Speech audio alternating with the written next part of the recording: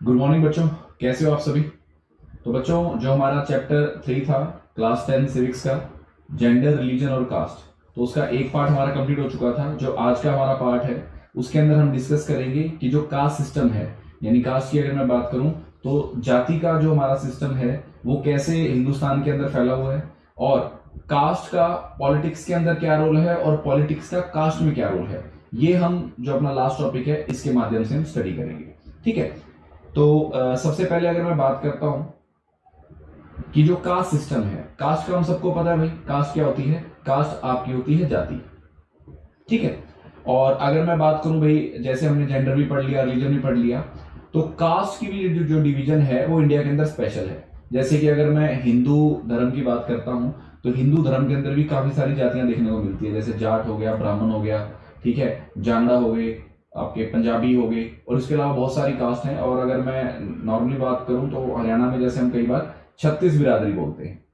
ठीक है। तो ये सारी की सारी कास्ट के अंदर आती हैं। और सभी सोसाइटीज की कुछ भाई अगर मैं बात करूं तो all societies have some kind of social inequality and some form of division of labour.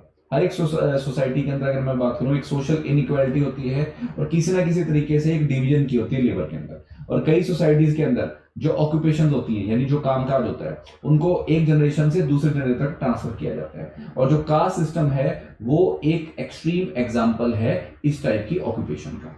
जैसे कई बार हमारे जैसे हम बोल देते हैं, जैसे कई बार घर को जब हम बना रहे होते हैं तो उस टाइम के अंदर जो मिस्त्री लगते होते हैं, तो जो मिस्त्री होते हैं उनका एक अलग से एक आप ये लेके जो जनरेशन होती हैं, जैसे वो मिस्त्री था तो उसके जो बेटे हैं वो मिस्त्री पाएंगे, बेटे का बेटा जो मिस्त्री का काम सीखेगा, तो वो इस बात को ये मान के चलते हैं कि हमारी जो कास्ट है उसके अंदर हमारा जो मिस्त्री है वो बिल्कुल भाई एक तरह से उभरती चीज आती है।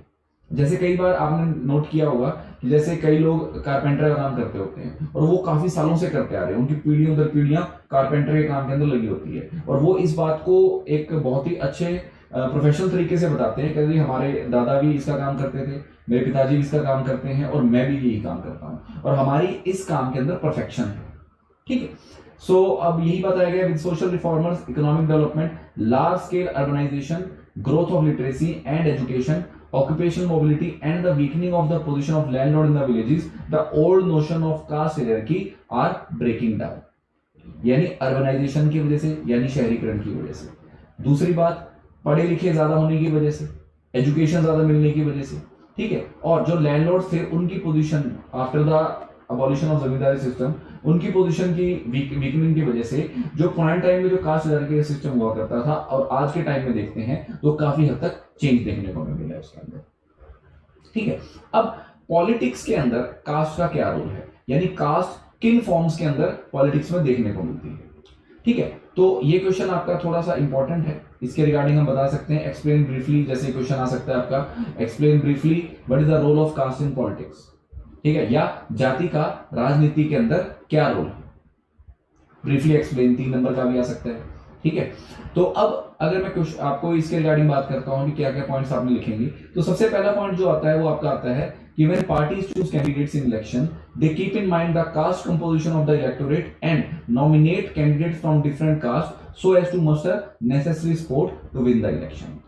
आपके देश के अंदर या हमारे देश की बात करता हूं, कोई पर्टिकुलर कॉन्स्टिट्यूएंसी है, या एग्जांपल लेके चलता हूं जैसे सरपंच के इलेक्शन होते हैं, ठीक, और वो सरपंच के इलेक्शंस के अंदर भी हम कई बार ये चीज देखते हैं कि भाई ये जो सरपंच का कैंडिडेट है ये कौन सी जाति से खड़ा होगा, है ना। और वहीं पर अगर मैं पॉलिटिकल पार्टीज की बात करता हूं कि कोई एक पर्टिकुलर एरिया है जहां पर भाई एक एग्जांपल के तौर पे भाई जो शर्मा नाम मतलब जो पंडित जी हैं या ब्राह्मण कास्ट के जो लोग हैं वो ज्यादा रहते हैं उस एरिया के अंदर, तो उस केस के अंदर जो वहां उस कॉन्स्टिट्यूएंसी से जो बंदा इलेक्शन लड़ेगा तो पॉलिटिकल पार्टी ये बात ध्यान में रखती है कि अगर हम ब्राह्मण जाति से जो कंटेस्टेंट है उसको खड़ा करेंगे तो ऑब्वियस है कि जो मैक्सिमम जो सपोर्ट मिलेगा वो उस पर्टिकुलर कैंडिडेट को मिलेगा। और वो अकेली पार्टी नहीं सोचती, वो उसके अलावा और पॉलिटिकल पार्टीज हैं वो भी इस चीज को ध्यान में रख के जो नॉमिनेशन भरा जाता है या जो कैंडिडेट खड़ा होता है उसको इसी बात के ऊपर टिकट देती है।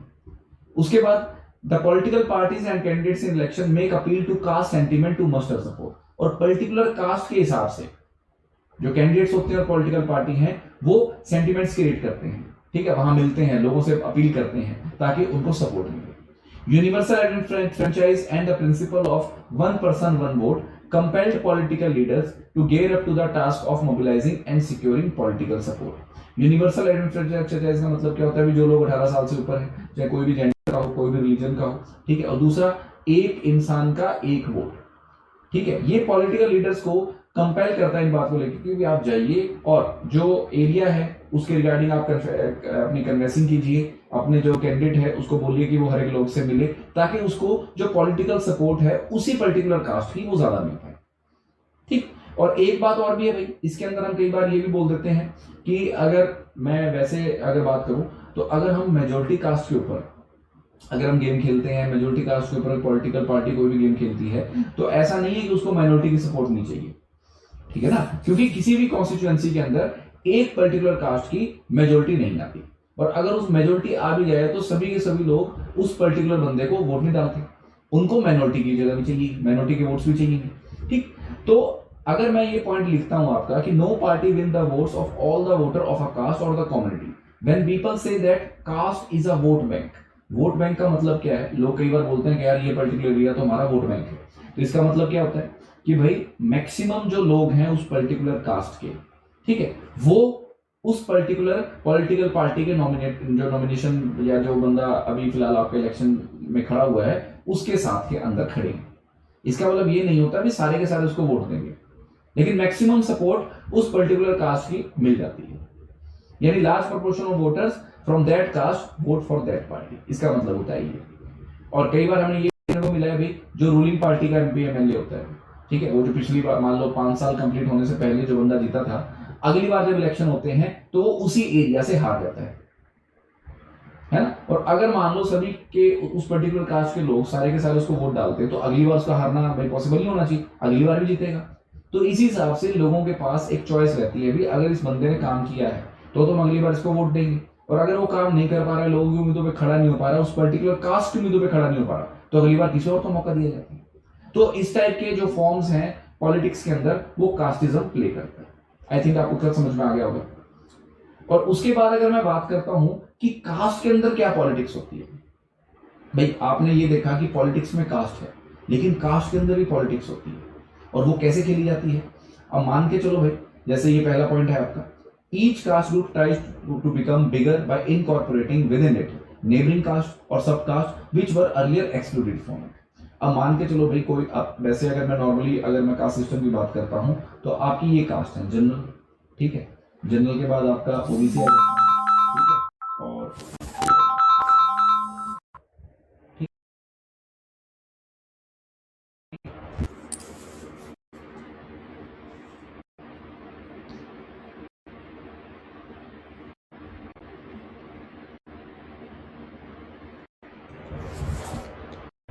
एक मिनट, हेलो, हाँ आवाज आ रही, ठीक है। तो जनरल हम ये बात देखने को मिलती है, एक आपकी जनरल है कास्ट, एक आपकी ओबीसी है, उसके बाद आपके एससी आते हैं, फिर उसके बाद एसटी आते हैं, और उसके बाद जैसे एक्स सर्विस में, ये तो हालांकि चलो कोटा अलग आ गया, इसमें सभी कास्ट आते हैं, लिए आपकी ये कास्ट आती है।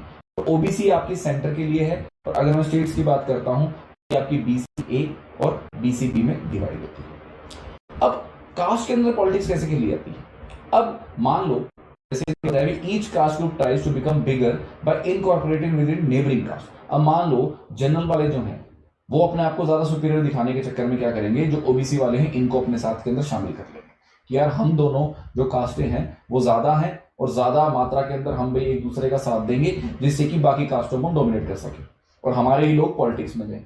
सेम इधर भी हो सकता है, मान लो ये तीनों इकट्ठी हो सकती है, उसमें भी ये गेम चल सकता है। तो इस टाइप्स का पॉलिटिकल गेम्स जो हैं भाई आपकी कास्ट के अंदर चलती रहती है। दूसरा, various caste groups are required to enter into a coalition with other caste और communities and thus enter into a dialogue और नेगोशिएशन। कई बार क्या होता है, एक ऐसा मोड आ जाता है पॉलिटिक्स के अंदर, जहां पर मान के चलो भाई आपको कुछ वोट्स इनके चाहिए, कुछ इनके चाहिए, कुछ इनके चाहिए, कुछ इनके चाहिए, जहां पर इन सभी को आपस के अंदर कोलिशन करना पड़ता है, यानी एक गठबंधन करना पड़ता है चलाने के लिए सिस्टम को, ठीक है, जहां पर कोई डायलॉग्स होते हैं, नेगोशिएशन की जाती है। जैसे कई बार हम जैसे सरपंच के इलेक्शन के अंदर देखते हैं कि रिजर्व सीट्स हैं, ठीक है, रिजर्व सीट्स हैं, तो वहां पर ऑब्वियस है कि भी जनरल कास्ट का बंदा खड़ा होगा, तो उसके लिए इनको भी वोट डालना पड़ेगा, इनको भी इन्हें वोट डालना पड़ेगा और इनको भी इन्हें ही वोट डालना पड़ेगा। यही होता है ना। हालांकि उसके अंदर कोई भी खड़ा हो सकता है, लेकिन मान के चलो भी 4 के 4 आपके सरपंच की पोस्टों के लिए जनरल खड़े हो गए, तो वहां पर भी इन सबको वोट डालना पड़ेगा। तो कुछ नेगोशिएशंस होंगी, कुछ डायलॉग होंगे, कुछ बातचीत की जाएगी, तभी काम चलेगा, है ना। और उसके बाद new kind of caste groups have come up in political arena like backward caste and forward caste. अब फॉरवर्ड कास्ट की अगर मैं बात करूं और बैकवर्ड कास्ट की अगर मैं बात करता हूं, तो ये दोनों चीजें भाई अपने अपने हिसाब से चलती हैं। कई लोग, सारे लोग मान के चलो, कई बार ये सारे के सारे, इनमें से बहुत सारे लोग ऐसे भी हैं जो सारे अपने आप को फॉरवर्ड कहेंगे, बिकॉज एजुकेशन सबके लिए है और एजुकेशन एक ऐसा हथियार है जिसके अंदर हम अपने आप को कह सकते हैं वी आर फॉरवर्ड। लेकिन लोग कास्ट ग्रुप्स के हिसाब से अपने आप को डिवाइड कर लेते हैं, ठीक है। जैसे कई लोग ये कहेंगे भी जनरल और ओबीसी हैं, हम अपने आप को फॉरवर्ड मानते हैं। SC ST और कुछ BC B कैटेगरी के लोग हैं, ये अपने आप को कहेंगे कि हम अपने आप को बैकवर्ड मानते हैं, ठीक है। तो हमें भाई ये प्रिविलेजेस मिलने चाहिए। फॉरवर्ड वाले कहेंगे हमारे पास ऑलरेडी प्रिविलेज है लेकिन हमें और मिलने चाहिए। तो इस टाइप की नेगोशिएशन चलती रहती है। तो यहां पर हम ये बात बोल सकते हैं कि जो कास्टिज्म है उसके अंदर पॉलिटिक्स कैसे खेल खेलती है। तो आई थिंक आपको ये तीनों पॉइंट्स क्लियर हो गए होंगे, ठीक। और रोल की अगर मैं बात करता हूं तो पॉजिटिव और नेगेटिव, हर एक चीज का पॉजिटिव और नेगेटिव दोनों रोल होता है। पॉजिटिव की अगर मैं बात करूं, like in some situations expression of caste differences in politics give many disadvantage communities the space to demand their share of power. कई सिचुएशन के अंदर हम ये देखते हैं कि जो एक्सप्रेशन ऑफ कास्ट डिफरेंसेस होता है पॉलिटिक्स के अंदर, यानी हम कास्ट डिफरेंस के हिसाब से जो एक्सप्रेशन प्रोवाइड करते हैं, वो कई डिसएडवांटेज कम्युनिटीज को एक स्पेस दे देता है जिससे कि वो पावर के अंदर अपना शेयर कर सके। वहीं पर as in the case of religion, politics based on caste identify alone is not very healthy in democracy. यानी अगर मैं रिलीजन की बात करता हूं और एक पर्टिकुलर कास्ट के ऊपर अगर हम उस चीज को आइडेंटिफाई करना चलें, तो ये डेमोक्रेसी के लिए बहुत भाई इसको अच्छी तरह हम नहीं कह सकते भी डेमोक्रेसी के लिए फायदेमंद रहता है। दूसरा, and to discrimination against particular caste can facilitate more dignity and more access to land resources and opportunity. अब डिस्क्रिमिनेशन अगर खत्म हो जाती है, मान लो हमने ये देखा अभी नेगोशिएशंस देखी जहां पर हो सकता है अभी सभी कास्ट मिलके एक प्रतिनिधि को चुन ले। जैसे कई बार हमने गांव में देखा है कि पूरा गांव किसी एक बंदे को सरपंच चुनता है विदाउट एनी इलेक्शन, तो सरकार उसको क्या देती है भाई, सरकार ने अबाउट 5 से 10 लाख रुपए देती है पूरे पंचायत को, और वो गांव बहुत अच्छी तरह गवर्न किया जाता है। तो इस टाइप के रोल मॉडल अगर हमें विलेजेस मिलेंगी या हायर लेवल में हमें चीजें मिलेंगी, तो ऑटोमेटिकली है जो डिस्क्रिमिनेशन है वो खत्म हो जाएगा भाई, और लोग इस बात पे फोकस करेंगे more access to land resources and opportunities. And अगर नेगेटिव की बात करूं, it can divert attention from other pressure issues like poverty, development and corruption. अगर हम सारे की सारी चीजें इन्हीं में लगे रहेंगे कास्टिज्म में, तो भूख जो, अगर मैं गरीबी की बात करूं, डेवलपमेंट की बात करूं, विकास की, और अगर मैं करप्शन की बात करूं, तो ये सारे के सारे इश्यूज ऑटोमेटिकली आपके ध्यान से डाइवर्ट हो जाएंगे। और कई केसेस में जो कास्ट डिवीजन है उसकी वजह से टेंशन, कंफ्लिक्ट और यहां तक की वायलेंस भी होता है, ठीक है। तो बच्चों ये जो आपका चैप्टर था, आई थिंक इसके अंदर मैं सभी इंपॉर्टेंट जो क्वेश्चंस हैं वो टॉपिक वाइज ही क्वेश्चन मैं कवर करके लाया हूं। और ये टॉपिक और ये जो आपका पूरा चैप्टर था, इसमें अगर आप अपने खुद के रिगार्डिंग समझोगे, मान लो ज्यादातर की अगर मैं बात करूं, जैसे अगर हम अपनी बात करते हैं कि हम हिंदू रिलीजन से बिलोंग करते हैं, ठीक है, और हमारे घरों के अंदर भाई जेंडर डिवीजन हमको देखने को मिलते हैं, हमारी मदर है, हमारे फादर हैं, तो आपको देखने को मिलेगा कि मदर हमारी क्या काम करती है, सिस्टर हमारी क्या करती है। उसके बाद आपको अपना जो रिलीजन है उसके रिगार्डिंग आपको पता लगेगा कि रिलीजन में क्या क्या चीजें चल रही हैं, हम आसपास चीजें देखते रहते हैं। और फिर अगर मैं कास्ट की बात करूं, तो हम सब लोग अपने अपनी कास्ट के हिसाब से एग्जांपल लेके चल सकते हैं कि पॉलिटिक्स कैसे कास्ट में खेली जा रही है और कैसे कास्टिज्म पॉलिटिक्स के अंदर। तो ये चैप्टर आप अगर खुद के एग्जाम्पल के बेस पे स्टडी करोगे तो आपको बहुत अच्छा समझ में आएगा। तो उम्मीद करता हूं बच्चों की जो चैप्टर है आपको समझ में आया होगा, ठीक है।